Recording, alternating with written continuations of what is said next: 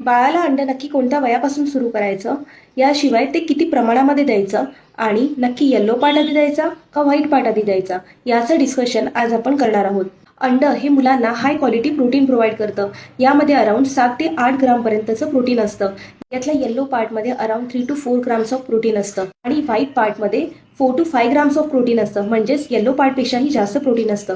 अंड्यातला yellow part हे बाळाला healthy fat provide करतं.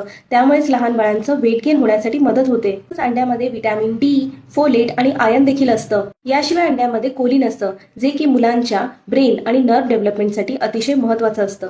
त्यामुळे अंड हे लहान मुलांमध्ये 6 महिन्यानंतर, म्हणजे ज्या वेळेला आपण कॉम्प्लिमेंटरी फूड स्टार्ट करतो त्यानंतर आपण सुरू करू शकतो. पण जनरली मी माझ्या प्रॅक्टिसमध्ये बाळाच्या कॉम्प्लिमेंटरी फूडची सुरुवात ही सिंपल फूडने करा असा सल्ला देते आणि अंड हे बाळाला 8 महिन्यानंतर सुरू करायला सांगते.